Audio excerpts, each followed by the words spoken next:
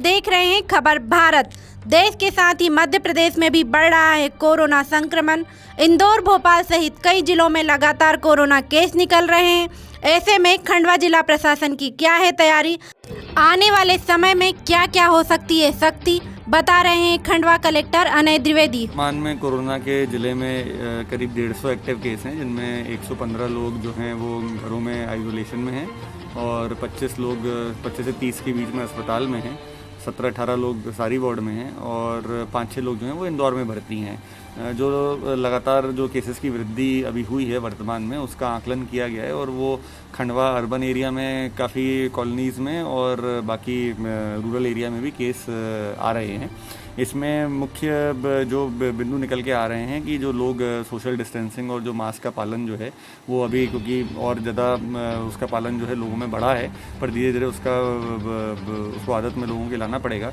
और लगातार एसडीएम्स कार्रवाई कर रहे हैं जो इंसिडेंट कमांडर हैं, और वर्तमान में करीब 60 से 65 हज़ार रुपये की जुर्माना और प्रबंधनों पर कार्रवाई भी की जा रही है। इसके अतिरिक्त लोगों को सोशल डिस्टेंसिंग और मास्क पहनने की समझाइश देने के अलावा रेलवे स्टेशन में रेलवे अथॉरिटीज़ को भी नोटिस जारी किया गया है। उनके जो डॉक्टर और उनका जो अमला है, जो आने वाली ट्रेनें हैं उनकी जानकारी रखना, उनकी थर्मल स्क्रीनिंग करना और उनकी जानकारी जो है वो जिला प्रशासन को उपलब्ध कराना, इसके लिए रेलवे अधिकारियों को आहूत किया गया है। और आज और कल में उनके संबंध में भी पूरी व्यवस्था जो है वो अपनाई जा रही है। जहाँ तक राज्य शासन के निर्देश हैं, तो महाराष्ट्र की बसें जो आने जाने वाली हैं उनको अभी तत्काल प्रभाव से रोक दिया गया है और जो लोग बाहर जा भी रहे हैं उनसे आग्रह किया गया कि अत्यावश्यक कार्य के लिए बाहर जाएं और वरना ट्रैवलिंग और अन्य जगहों पर जाने से रुकें। कहाँ कमियाँ हैं तो लगातार संक्रमण कम होने का मामला, सारी व्यवस्थाएं? संक्रमण कमियाँ इसमें कोई नहीं, संक्रमण है और वो जो साइंटिफिक तौर पे जो वायरस का फैलना है वो रोकना बहुत ही मुश्किल है जब तक कि अपन व्यक्तिगत रूप से उसके लिए एहतियात नहीं बरतते। तो संक्रमण फैलने के जो मुख्य कारण ये भी हैं कि लगातार त्यौहार जो हैं वो एक के बाद एक, अभी त्यौहार जैसे होली का पर्व हुआ और इसके बाद रंग पंचमी भी है और शब बारात हुआ। तो खंडवा शहर के वासियों ने इसमें काफ़ी अच्छा परिचय देते हुए लोगों ने सबने मास्क पहने, जो कब्रिस्तान गए बच्चों ने भी मास्क लगा के पहने, दूरी भी बना रहे हैं। पर फिर भी अगर एहतियात के तौर पर देखें तो जो एक तरीके का लोगों में जो लोग सचेत थे पहले कि मास्क पहन के और अत्यावश्यक कार्य के लिए निकलना, वो कहीं ना कहीं अभी भी लोगों में कमी दिखाई दे रही है। और झुंड के झुंड निकलना या शाम में टहलना या खेलना कूदने के लिए बच्चों का जाना, तो जो क्योंकि सारी गतिविधियां अभी चालू हैं और किसी भी गतिविधि में रोक नहीं लगाई गई है, तो इससे लोगों का मिलना जुलना काफ़ी स्तर पर हो रहा है, जिसके कारण वो संक्रमण के फैलने का जो आशंका है वो बढ़ती है। खंडवा में क्या लॉकडाउन के संकेत दिख रहे हैं जिस तरह से खरगोन बड़वानी में? नहीं, अभी हमारे यहाँ जो केस आ रहे हैं, अभी हमने जो उनका विश्लेषण किया है, कई जगहों पे केस जो हैं हमारे यहाँ अभी एक दिन 34 केस निकले थे, वो अभी तक का हमारा इस वेव में सबसे बड़ा आंकड़ा है। कल 28 केस निकले थे और अभी वर्तमान में कम एक्टिव केस जो पॉजिटिव आए हैं वो कम हैं।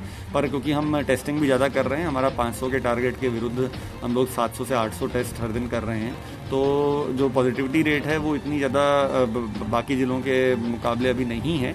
परंतु फिर भी जो देखने में आ रहा है कि जो संक्रमण फैल रहा है उसमें जो काफ़ी वृद्ध लोग और अच्छे परिवारों से भी जो लोग हैं जो समृद्ध हैं, उनके यहाँ भी 1 या 2 दिन में ही वो हॉस्पिटल में आके और काफ़ी सीवियर सिम्टम लेके आके और फिर उनकी मृत्यु, जैसे कल एक 85 वर्ष के बुजुर्ग थे उनकी मृत्यु हुई है। तो ये जो मृत्यु या संक्रमण फैल रहा है, तो वो परिवारों में या उनको सावधानी बरतनी पड़ेगी। यदि किसी भी व्यक्ति को सर्दी, खांसी, जुकाम, बुखार इत्यादि आता है तो सबसे पहले उनको आइसोलेट करें और आइसोलेट करने के साथ साथ सीवियर सिम्टम होने के पहले ही जिला अस्पताल में आके उनको दिखवाएं। तो ये समझाइश लगातार शुरू से ही दी जा रही है लोगों को, लेकिन कहीं ना कहीं इसमें लोगों के क्योंकि कोरोना को लेके भय कम हुआ है या कोरोना को लेके क्योंकि अब सब कुछ मार्केट खुला हुआ है और लोगों को अपनी आर्थिक गतिविधियां भी जारी रखनी है, तो इसमें कहीं ना कहीं डिले होता है जानकारी आने में, जिसके कारण इशू होते हैं। सारे मेलों पे प्रतिबंध है और किसी भी मेले को अलाउ नहीं किया है। नवचंडी मेले को भी होली तक का टाइम दिया गया था क्योंकि उन्होंने पहले ही सब कुछ लगाया हुआ था, केसेस आने से पहले ही उनका मेला चालू था। आज वो मेला भी समाप्त कर दिया जाएगा, एसडीएम वहाँ पे कार्रवाई करेंगे। इसके अलावा जो अन्य मेले हैं जैसे सैलानी दरगाह का मेला या अन्य मेले हैं, उन सब मेलों पर भी रोक पूरी तरह से लगाई हुई है।